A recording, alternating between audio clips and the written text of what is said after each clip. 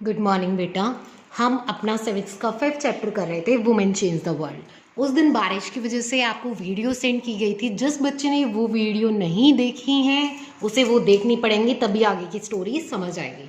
तो हमने क्या देखा था, हमारी एक स्टोरी अधूरी रह गई थी। उसमें हमने राज सुंदरी देवी के बारे में पढ़ लिया था कि वो कैसे चुप चुप के अपने घर वालों से, अपने हस्बैंड से, वो कैसे चैतन्य भागवत उन्होंने पढ़ी। ठीक है, उन्हें एक अवसर मिला उसको पढ़ने का। अब हम रुकैया सखावत हुसैन के बारे में पढ़ेंगे। उनका लेडी लैंड बनने का उनका एक सपना था। तो अगर हम रुकैया सखावत हुसैन की बात करें तो वो एक काफ़ी रिच फैमिली से बिलोंग करती थी। उनके पास बहुत ज़्यादा ज़मीन थी। इसके अलावा उन्हें उर्दू पढ़ना और लिखना भी आता था। ठीक है, और उन्हें जो बांग्ला भाषा होती थी और जो अंग्रेजी थी वो सीखने से उन्हें रोका गया। उन्हें बोला गया कि ना आप बांग्ला भाषा सीखोगे, ना आप अंग्रेजी सीखोगे, इंग्लिश सीखोगे। उस समय क्या होता था, जो इंग्लिश लैंग्वेज होती थी उनको इस तरह माना जाता था कि भाई इंग्लिश एक ऐसी भाषा है कि अगर इसे कोई सीखता है तो सीखने से लड़कियों के सामने क्या होता है, नए नए विचार आने लग जाते हैं। उनके थॉट्स में क्या होता है, चेंज आ जाता है। तो जिन्हें लोग ठीक नहीं मानते थे उन्हें लगता था कि भाई ये बात बिल्कुल भी ठीक नहीं है। इसलिए जो इंग्लिश होती थी वो ज़्यादातर लड़कों को पढ़ाई जाती थी। और जो रुकैया थी उसने, जो उसका बड़ा भाई था और बहन थी, उसकी हेल्प से उसने क्या किया, बांग्ला और इंग्लिश पढ़ना लिखना सीखा। आगे जाके वो बांग्ला भाषा की और इंग्लिश की क्या बनी, एक पोएटेस बनी, लेखिका बनी, इसके राइटर बनी वो। और 1905 में जब क्या हुआ, जब वो केवल 25 साल की थी तो उन्होंने क्या किया, एक इंग्लिश की बहुत अच्छी कहानी लिखी और उस कहानी का नाम था सुल्ताना's ड्रीम। ठीक है, मतलब जो सुल्ताना का स्वप्न, मतलब सपना, उसका सुल्ताना जो है उसका सपना। तो कहानी में उन्होंने बताया था कि सुल्ताना नामक क्या है, एक वुमेन है, एक लड़की है, उसकी कल्पना की गई है और जो लेडी लैंड के नाम की एक जगह पहुंचती है। ठीक है, लेडी लैंड क्या था, एक ऐसी जगह थी जहां पर जो लेडीज होती हैं उनको पढ़ने का, काम करने का और कोई भी चीज आविष्कार करने की पूरी स्वतंत्रता थी। उनके ऊपर कोई कंट्रोल नहीं रखा जाता था। इस कहानी में और भी बातें बताई गई कि जो महिलाएं थी वो जैसे बादलों से जो बारिश होती है उसको रोकने के उपाय खोजती हैं, हवाई कारें चलाती हैं। तो ये क्या है, कुछ ऐसे सपने हैं जो मतलब औरतें, जिन मतलब अगर वुमेन्स को उनसे जोड़ा जाए तो ऐसा माना जाता है कि भाई जो वुमेन्स होती हैं वो ऐसा नहीं कर सकती। क्योंकि क्या होता है कि जो लेडीज होती है उनको सेंसिटिव माना जाता है। ठीक है, और जो लेडी लैंड है उसमें ये बताया गया है कि जो पुरुष हैं, जो मतलब मेल मेंबर्स हैं, वो बंदूकें चलाते हैं। ठीक है, और युद्ध में जो भी हथियार वगैरह यूज होते हैं वो चलाते हैं। और मतलब लेकिन और जो लेकिन वहां पे विमेन्स को अच्छा दिखाया गया है कि विमेन क्या होती हैं, उनसे बहुत आगे हैं। वो मेंटली जो एक तरीके से स्ट्रांग होता है ना पर्सन, ब्रेन पावर के हिसाब से विमेन्स क्या करती हैं, पुरुषों को वहां पे हरा रही हैं। सुल्ताना क्या कहती है, लेडी लैंड में उन्होंने, जो उनकी बहन थी साराहा, उन्होंने यात्रा पे जाती है और तभी उनकी आँख क्या होती है, खुल जाती है। तब उन्हें पता चलता है कि भाई वो तो एक सपना देख रही थी। तो उन्होंने यहाँ पे क्या थी, उन्होंने एक सपना देखा कि भाई स्टार्टिंग में देखा कि भाई वो बांग्ला और अंग्रेजी सीखना चाहती है। बाद में उन्हें एक सपना आता है, एक जगह जाती है, वो लेडी लैंड की जगह जहाँ पे सिर्फ जो औरतें होती हैं उन्हीं का अधिकार होता है, जहाँ ठीक है औरतों का ही पूरा शासन चल रहा होता है। जैसे कि आपने देखा कि रुकैया सखावत हुसैन ने क्या किया, स्त्रियों के जो हवाई जहाज देखे, उड़ाते हुए देखा, कार चलाते हुए उन्होंने सपने देखे। जबकि वहां पे क्या था, लड़कियों को तो स्कूल में जाने के लिए अलाउ ही नहीं था। लड़कियां तो स्कूल जाती ही नहीं थी, बिल्कुल उनको अलाउ नहीं था कि आप लोग स्कूल जा सको। तो इस तरीके की रुकैया ने सोचा कि भाई लड़कियों के लिए भी शिक्षा होनी बहुत ज़रूरी है।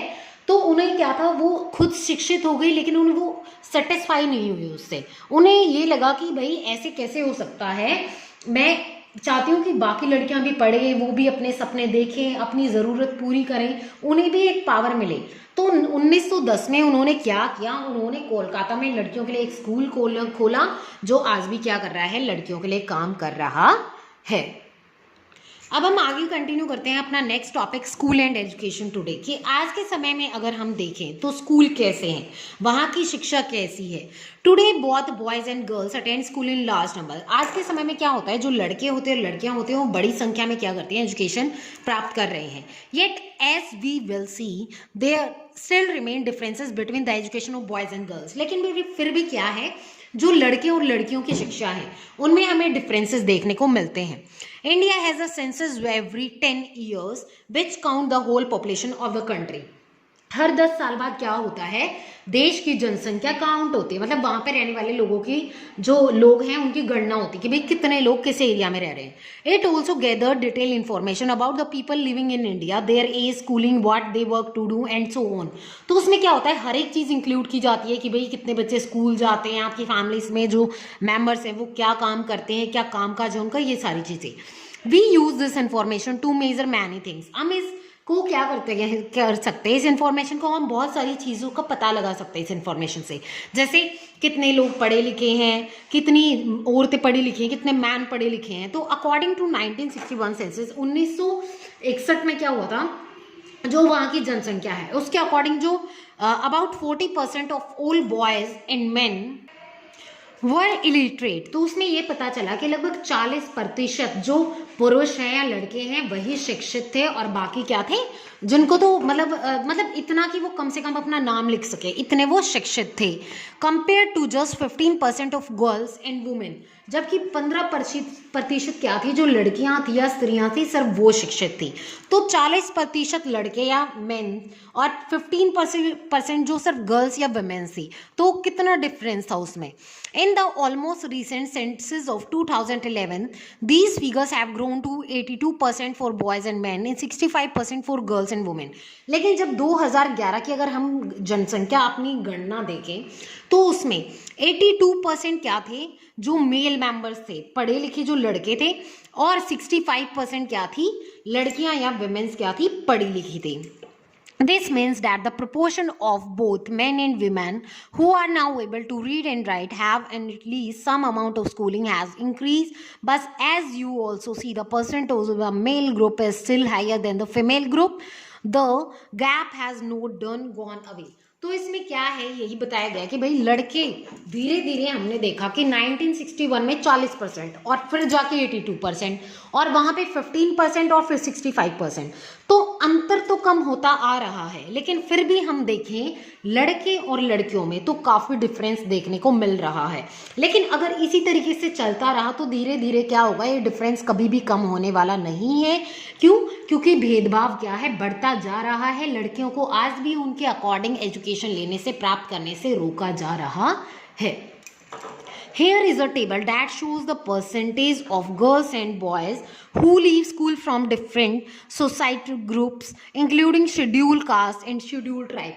नीचे क्या है, एक आपको टेबल दी गई है, उसमें लड़के और जो लड़कियां उनकी परसेंटेज दिखाई गई है जो स्कूल छोड़ देते हैं। ठीक है, उनमें से बहुत सारे बच्चे SC ST से बिलोंग करते हैं, उनके बारे में यहाँ पे टेबल दिखाई गई है। जैसे यहाँ पे देखिए, प्राइमरी 1st to 5th की क्लास में बॉयज़ इतने ही, गर्ल्स इतने, मतलब टोटल इतने बच्चों ने स्कूल छोड़ा है, जिसमें SC के इतने बच्चे थे, गर्ल्स इतने थी और टोटल इतने थे इनको मिला के। ठीक है, और यहाँ पे बॉयज़ ST के बॉयज़ इतने हैं, गर्ल्स इतने हैं जो क्या है, स्कूल लीव कर देते हैं, उनके बारे में। Average annual drop out rate in school education 2014 से 15 की 2014 से 15 तक की जो स्कूल बच्चों ने ड्रॉप आउट किया है उनका यहाँ पे डाटा दिया गया है, जिसको आप एक बार देख लेना। अगर नहीं समझ आए तो मुझसे पूछ सकते हो आप लोग। You have probably noticed in the above table that the SC and ST girls leave school at a rate that is higher than the category of all girls। तो आपने ऊपर देखा होगा, ऊपर जो आपको टेबल दिखाई गई है उसमें क्या देखा आपने कि जितनी भी लड़कियां हैं, सारी लड़कियों में से जो SC और ST की लड़कियां हैं उन्होंने क्या किया है, स्कूल ज़्यादा छोड़ा है।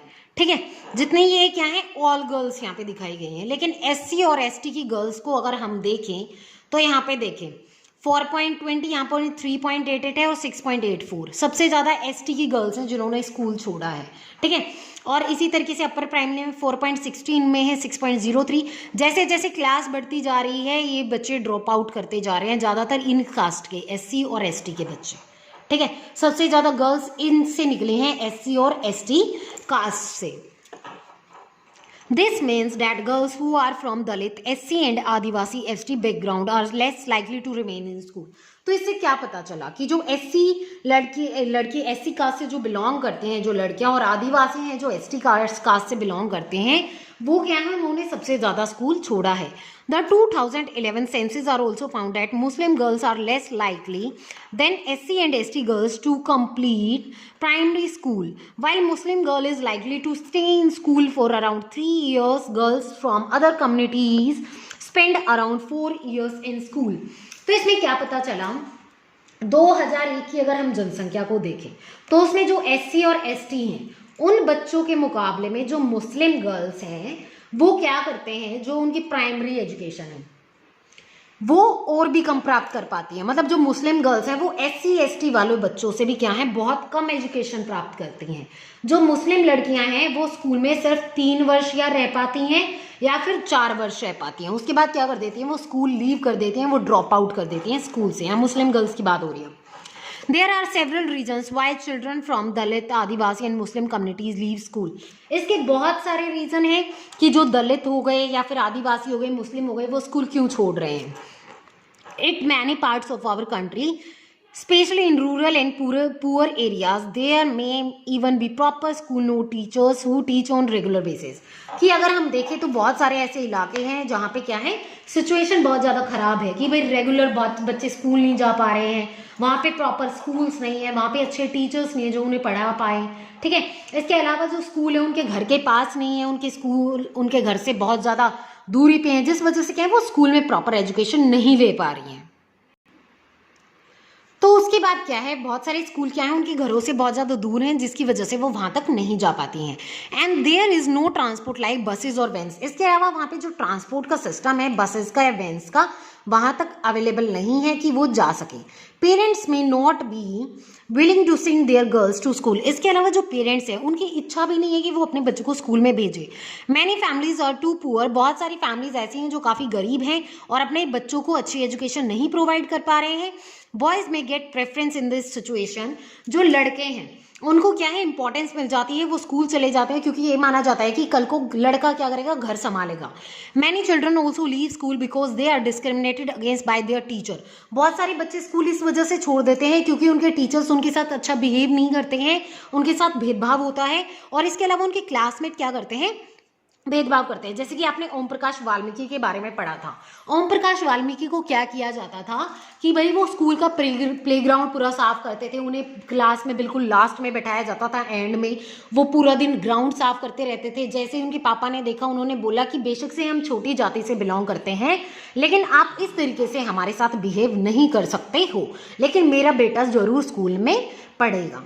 इसके बाद यहाँ पे एक सिचुएशन दिखाई गई है, बॉयज़ एंड गर्ल्स की, लड़के और लड़कियाँ दिखाए गए हैं कि कितने बॉयज़ यहाँ पे दिखाए गए हैं और ST बॉयज़ इतने दिखाए गए हैं कि इतने लड़के क्या हैं स्कूल में, कि यहाँ पे बॉयज़ भी दिखाए गए हैं जो क्या करते हैं, स्कूल लीव करते हैं। ठीक है, उसके बाद विमेन्स मूवमेंट की जो औरतें हैं, महिला आंदोलन, जो महिलाओं के लिए आंदोलन चलाए गए ताकि उन्हें अधिकार मिल सके, वो भी पढ़ लिख सकें, उसके बारे में अब इस टॉपिक में हम डिस्कस करेंगे।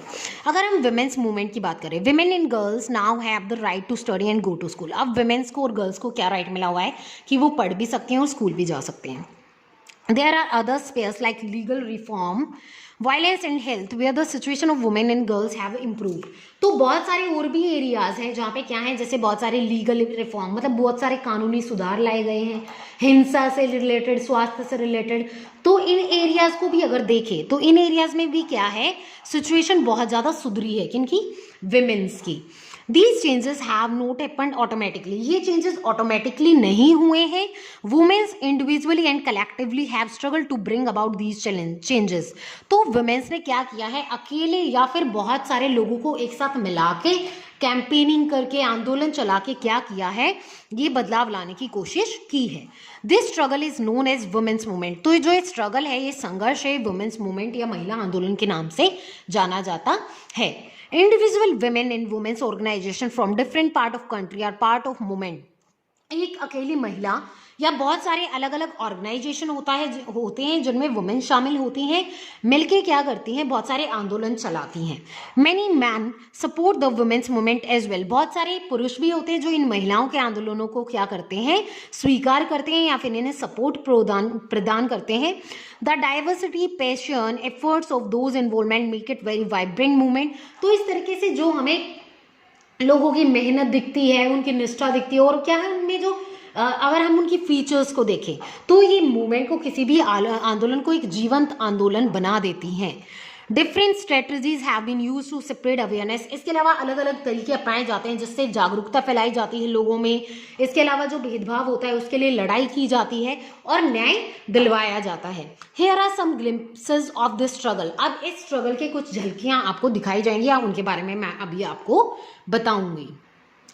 तो इसमें सबसे पहले आता है आपका कैंपेनिंग। कैंपेनिंग होता है जैसे अभियान वगैरह चलाना, ठीक है। Campaigns to fight discrimination violence against women are important part of women's movement. की महिला आंदोलन जो होता है उसका एक बहुत इंपॉर्टेंट हिस्सा क्या होता है, कैंपेनिंग होता है, ठीक है। कैंपेन्स होता है, अभियान चलाना। उसमें क्या होता है कि भाई किसी वुमेन के साथ अगर भेदभाव हो रहा है या फिर उसे मारा पीटा जा रहा है, डोमेस्टिक वायलेंस का अगर वो शिकार है, तो वो कैंपेन करते हैं, अभियान स्टार्ट करते हैं। ये आंदोलन में जो लोग शामिल होते हैं, विमेन शामिल होती हैं, वो campaign have also led to new laws being pass. Campaign क्या करते हैं, एक तरीके से जो भी अभियान होते हैं वो चाहते हैं कि भाई कुछ ऐसे नए कानून बनाए जाएं जिससे ये जो दंगे फसाद वगैरह या महिलाओं के साथ घरेलू हिंसा होती है वो रोकी जा सके। A law was made in 2006 to give women who face physical and mental violence within their homes are called domestic violence some legal protection. तो 2006 में डोमेस्टिक वायलेंस एक्ट बना था। उसके अंदर क्या था कि भाई जो फिजिकली, मतलब एक तरीके से जो मारपीट होती है विमेंस के साथ और उनको मेंटली जो टॉर्चर किया जाता है, ताने मारे जाते हैं या फिर उन्हें घर से निकलने नहीं दिया जाता, उन्हें पढ़ने नहीं लिखने दिया जाता, उनके ऊपर प्रेशर डाला जाता है किसी चीज़ को लेके, तो उसके खिलाफ एक डोमेस्टिक वायलेंस एक्ट आया था 2006 में। इस बिल की शुरुआत 1991 से हुई थी। 1991 से ये शुरुआत हुई थी, जिसके बारे में आप क्लास 8 में डिटेल में पढ़ोगे। आपका एक लॉ वाला चैप्टर आएगा, अंडरस्टैंडिंग लॉ, उसमें आप लोग इसे डिटेल में पढ़ोगे, ठीक है। लेकिन अभी फिलहाल मैं ये बता देती हूँ डोमेस्टिक वायलेंस एक्ट कब आया था, 2006 में आया था, जो वुमेन्स के लिए चलाया गया था ताकि उनके बीच में जो आपसी, उन्हें घर में जो मारा पीटा जाता है, फिजिकली या मेंटली उन्हें एब्यूज किया जाता है, उसके खिलाफ ये एक्ट लाया गया था। Similarly, efforts made by women movement led to Supreme Court to formulate guidelines in 1997 to protect women against sexual harassment at the workplace and within educational institutions. इसमें बताया गया था जो महिलाएं आंदोलन चलाए गए थे उनमें 1997 में जो सर्वोच्च न्यायालय था, सुप्रीम कोर्ट था हमारा, वहां पे बताया गया कि जहां पे महिलाएं काम करती हैं या फिर चाहे स्कूल्स में वो काम करती हैं या किसी ऑफिस में वो काम करती है, तो वहां पे उन्हें सेक्सुअली एब्यूज या हेरेस नहीं किया जाना चाहिए, ठीक है। सेक्सुअली उन्हें क्या करना चाहिए, परेशान नहीं किया जाना चाहिए, उन्हें पूरा प्रोटेक्शन मिलना चाहिए। In the 1980s, for example, women's groups across the country spoke out against dowry deaths. इसके अलावा 1980 की अगर बात करें तो 1980 में जो दहेज को लेके जो केसेस निकल के आए थे कि भाई महिलाओं को मार दिया जाता है, उनके घर परिवार वाले लालची हो जाते हैं, उनके साथ बुरा व्यवहार करते हैं, दहेज मंगाते हैं, उनके घर वालों से पैसे मांगते हैं, तो उसके खिलाफ 1980 में क्या हुआ था, कानून बना था, ठीक है। बहुत सारी जो दहेज को लेके जो हत्याएं हुई थी उसके खिलाफ आवाज उठाई गई थी 1980 में। Women's groups spoke out against the failure to bring these cases to justice. They did so by on coming to street, approaching the courts and by sharing information. तो उस समय क्या हुआ था, जो स्ट्रीट्स वगैरह हैं वहां पे ये बातें उठाई गई थी, साथ में कोर्ट वगैरह में भी लोग गए थे और तभी ये कानून निकल के आया था कि भाई कोई दहेज लेगा तो उसके खिलाफ आवाज उठाई जाएगी। Eventually this became a public issue in the newspaper and society.